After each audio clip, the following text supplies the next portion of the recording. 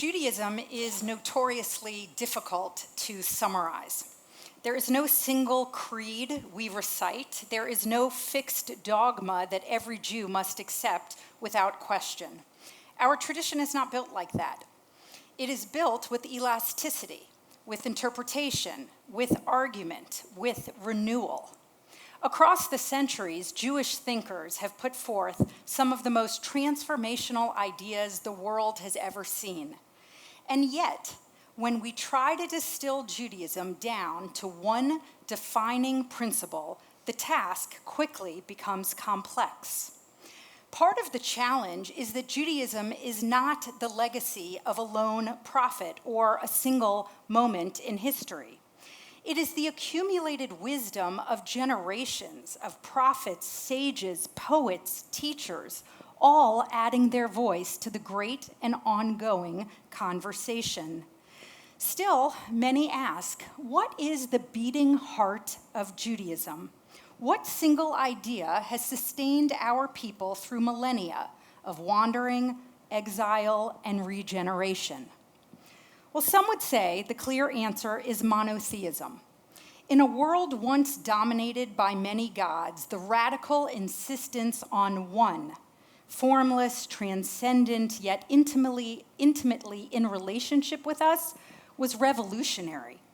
Maimonides considered this the very foundation of Judaism, so central that 10 of his famous 13 principles of faith speak about God's unity. Others point to Shabbat, equally innovative for its time. Instituted at the dawn of creation, it sanctifies rest, commands a pause in the relentless rhythm of work, and affirms the dignity of simply being. Shabbat has not only kept Jewish life alive, but vibrant. Rabbi Joshua Abraham Heschel called Shabbat a sanctuary in time. It has preserved the Jewish spirit when physical sanctuaries were destroyed. Then you might know of the famous challenge posed to Rabbi Hillel by a potential convert. The convert says to him, "Teach me the whole Torah while standing on one foot." Hillel's reply, "That which is hateful to you, do not do to others. The rest is commentary." And so here, Judaism's core is ethical decency. The way we treat others is the true measure of our faith. If you understand this, Hillel taught, the rest indeed will be commentary. And still others highlight the Torah's repeated command to love the stranger, for you were strangers. No mitzvah is emphasized more in the Torah. It is repeated 36 times, fueled by empathy. The dignity of the outsider, the vulnerable, the powerless defines our covenantal responsibility. Each of these answers that I found when I researched is profound. Any one of them could stand as a central tenet of Judaism. But I want to suggest something else, less often named, but woven quietly into our prayers, our thoughts, and our daily rhythm. For me, it has become an anchor in these years of turmoil as well as joy. I notice it in small, ordinary moments, pausing before I bless my children on a Friday night, instinctively saying, "Thank God," when good news arrives, and looking at a familiar face and feeling, if only for a moment, so grateful that they are there. These are not grand gestures, but they are steady habits that shape a religious soul. My candidate for Judaism's heart is a practice we can lean on in both times of trouble and joy. It is a thread that runs through Jewish life, shaping how we see the world and how we respond to it. Our tradition calls it hakarat hatov, naming the good. It is the discipline of gratitude, yes, but also something larger, training the heart and mind to notice and name what is good, even in the shadow of what is hard. This has shaped my own Jewish identity in profound ways. Hakarat hatov shapes the Jewish way of seeing. It teaches us that gratitude is not an ornament that we add to life when things are going well. It is the foundation that allows us to endure when they are not. Gratitude inspires justice. When we recognize the blessings we've been given, we want others to share in them too. And gratitude inspires compassion. When we see the good in others, we are kind to them. Gratitude strengthens covenant. When we recognize the gifts that God has given us, we renew our faithfulness to that relationship. And this year, it feels especially urgent to speak about gratitude. It has been another profoundly difficult year for us as Jews, as Americans, as human beings. The news cycle is unrelentingly negative. Every headline pulls us toward fear and anger and despair. Conversations, whether in person or online, often dwell on what is broken. Sadness and hostility fill the air, from the Middle East to our own neighborhoods. And with so many platforms amplifying every crisis, it becomes harder and harder to quiet the noise. It is nearly impossible to hear the positive over the constant drumbeat of the world's enormous problems. And yet, every day and every year, Hakarat HaTov offers us a way forward. It is not about ignoring pain or pretending everything is all right. Judaism does not deal in denial. Gratitude does not erase hardship, but it cultivates resilience, and resilience is one of the most powerful forms of repair for ourselves, our families, our communities, and the greater world that we're all a part of. Even science affirms the power of gratitude. In the 1990s, researchers studying aging and Alzheimer's disease examined autobiographies of American nuns that were written decades earlier. These nuns wrote autobiographical statements about their life when they entered the convent. 60 years later, researchers analyzed these essays for positive and negative emotions and then compared them to the nuns' current state of health in their 80s and 90s. In short, the researchers tested whether the nuns' emotional state in 1930 had any effect on their health some 60 years later. And I found the results astonishing. The nuns who expressed more positive emotions, contentment, hope, love, gratitude, they lived significantly longer than those who expressed neutral or negative feelings about their life. In some cases, the difference was 7 years of life. A grateful spirit, this data showed, is not only good for the soul, it's good for the body. And since then, countless studies have confirmed it. Recognizing the good reduces toxic emotions like resentment and envy. It lowers the risk of depression. It steadies us in the face of negative experiences. It even improves sleep. It strengthens relationships. Saying thank you makes friendships even stronger, marriages more resilient, and workplaces more humane. Gratitude even makes us more likely to want to help others. What our sages taught thousands of years ago, that blessing follows from blessing and joy from joy, modern psychology has caught up to prove correct. So how do we live out Hakarat HaTov, not as a theory or lesson, but as a practice? Judaism gives us many ways. I want to offer 3 tangible ideas for this year. Number 1, we can begin the day with a mantra or a prayer. Number 2, we can focus on what we have. And number 3, we can remember we are part of something larger than ourselves. So number 1, starting our day. We can begin the day with thankfulness, framing the hours ahead with openness to the good. The very first of our traditional morning blessings thanks God for restoring the soul, for the simple but profound gift of waking up again. Before we rise, still in bed, we say, Modeh ani lefanecha, I give thanks to you. We are by no means guaranteed to wake up each morning.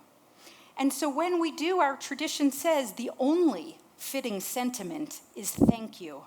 It's ironic, we all groan at the alarm clock and we wonder how night could have been so short, but Judaism says no. before complaint, before anxiety, before rushing into our day, we say thank you. And the Hebrew itself carries a beautiful lesson. Grammatically, it should read ani modeh, I thank. But it's inverted. Modeh, ani, thank you, I. First comes the gratitude, and only then comes the I. And that message is powerful. The ego should not be the center of the day. The foundation is gratitude. Thank you, God, for another go. Thank you for another day. This is not accidental. The very name of our people, Yehudi, shares a root with modeh, to give thanks. Our name itself is born of gratitude. When the biblical Leah gives birth to her fourth son, Judah, Yehudah, she says, I thank God. What a definition. Jewishness as thankfulness. And if we begin the day in that spirit, we can carry it onward into how we greet those we love, how we notice small blessings, and how we pause to say thank you for what we too easily take for granted. Gratitude is not just the way to start the day, it can be the melody that sustains the entire day. Number 2, focusing on what we have. Our tradition warns how easy it is to dwell on what's missing, and gratitude is the practice of naming what is already present. As Pirkei Avot asks, who is rich? And answers, one who rejoices in his own portion. There's only one way to have enough in this life, and that is to value what we already have. There's a reason that this wisdom has endured. It works.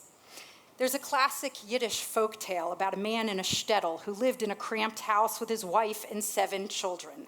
They were all constantly on top of each other. The kids were always bickering. The wife would nag and shout. The man felt like the walls were closing in on him. Desperate and miserable, he goes to his rabbi for advice. The rabbi listens and then says, look, do you have a goat? The man says, yeah, I have a goat. The rabbi says, okay, go home. You bring that goat into your house, and you come back and tell me how it's going in a week. The man is confused, but he trusts his rabbi, so he does it. It was the worst week of his family's life. The goat wreaked havoc, chewed and soiled everything. The kids were hysterical. His wife was yelling even more. He goes to the rabbi and he reports the situation is dismal. The rabbi says to him, so go home, take the goat out of the house, and come back to see me in another week. As you can imagine, by the time he gets back to his rabbi, he's practically dancing into the study. Rabbi, he says, it's a miracle. Without that goat, the house is quiet and clean, spacious and calm. Isn't that true of life? Sometimes we need things to get a little worse before we realize how good we actually have it. Woven into thousands of years of Jewish thought is the overriding idea that taking time to realize what you have is one of the uniquely beneficial rituals we can all undertake in times of stress or when we are thriving. The Hebrew phrase, Gam ze ya'avor, this too shall pass, is usually applied to suffering, but it also applies to blessing. Hakarat hatov means recognizing the good before it too passes. Even in small ways, we can do this. In our Center for Exploring Judaism, we begin each class with simcha sharing. Each student names something joyful from the week, and sometimes the joys are very small. A birthday meal, reconnecting with an old friend, even an easy commute we'll take as a joy. But the discipline of finding one good thing changes how the whole class unfolds. I think, too, on this topic of Lou Gehrig, the Yankees' first baseman. In 1939, facing a fatal illness, he stood before the crowd at Yankee Stadium and said this, "Today, I consider myself the luckiest man on the face of the earth." Now, Gehrig was not lucky. At age 37, he was stricken with a fatal illness at the height of his career. But he chose gratitude over pity, blessing over bitterness. And in that choice, he left the world not just a legacy of athletic greatness, but a legacy of generous spirit. If we change the way we think, we change the way we feel.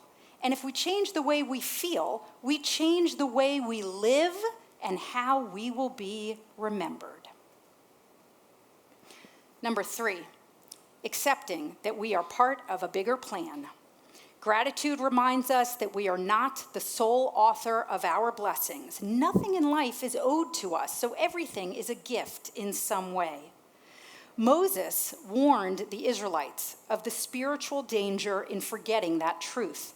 He reminds them not in Egypt, not wandering in the wilderness, but when they get to the promised land, when they had eaten and been satisfied and their homes are strong and their herds are many, he warns them, beware, lest your heart grow proud and you forget the Lord your God. The real danger, he was saying, was not in the suffering, but in the abundance, the arrogance of thinking, my own power did this. Success is real, but it is never ours alone.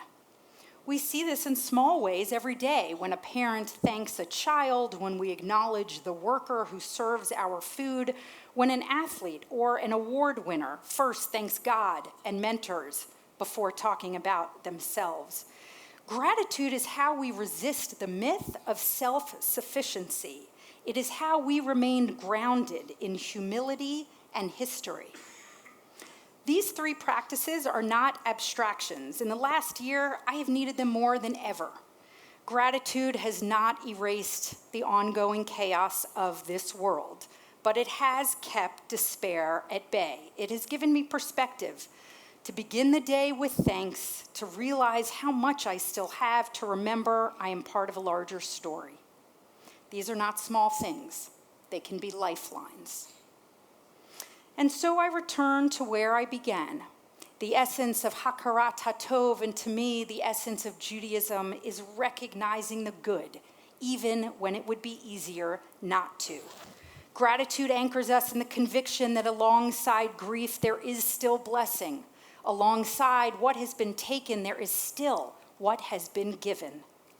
And so my prayer for us as we enter this new year is that gratitude becomes our compass, that we remind one another again and again, Jewish life has always been built on thankfulness. If we can do that, we will not only honor our tradition, but we will find the strength to face whatever may come in this next year. For generations before us, gratitude was the thread that held them fast. May it hold us too. Shana Tova. Thank you.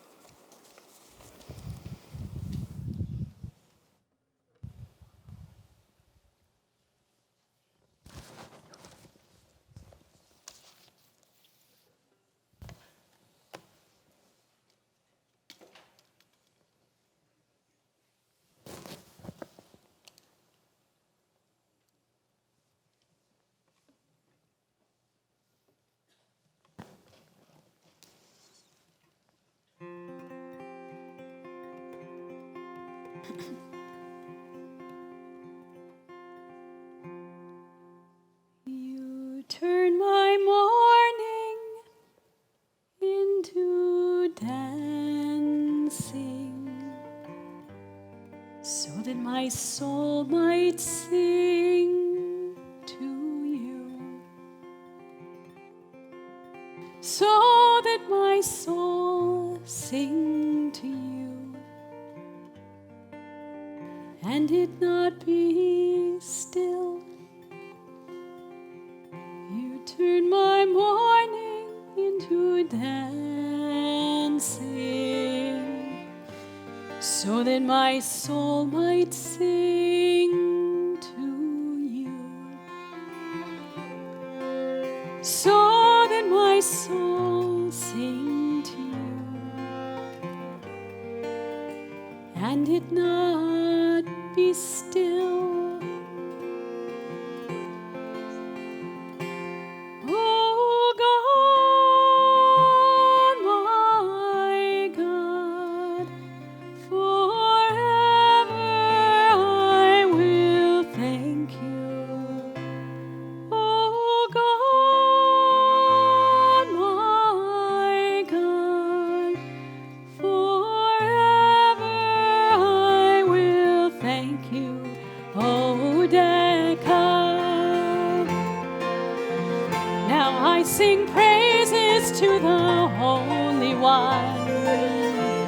who lifts me up when I have fallen.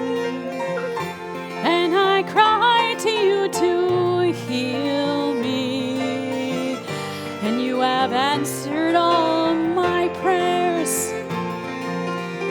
Now I sing praises to the Holy One, who lifts me up when I have fallen. And I cry to you to heal me, and you have answered all my prayers.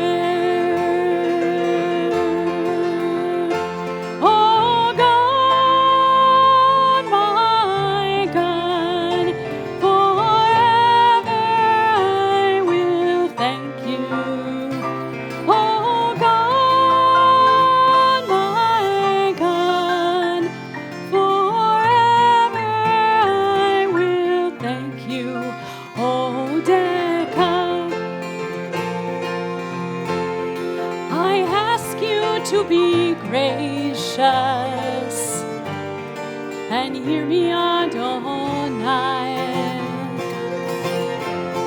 I call to you to help me, and you supported me with joy. I ask you to be gracious and hear me, Adonai. I call to you to help me, and you supported me with joy. Oh God, my God, together. Oh God, my God, forever I will thank. Oh God, my God. Oh God, my God, forever I will thank you. Oh Decca, you turn my mourning into dancing, so that my soul might sing to you, so that my soul sing to you, and it not be still. You turn my mourning into dancing, so that my soul might sing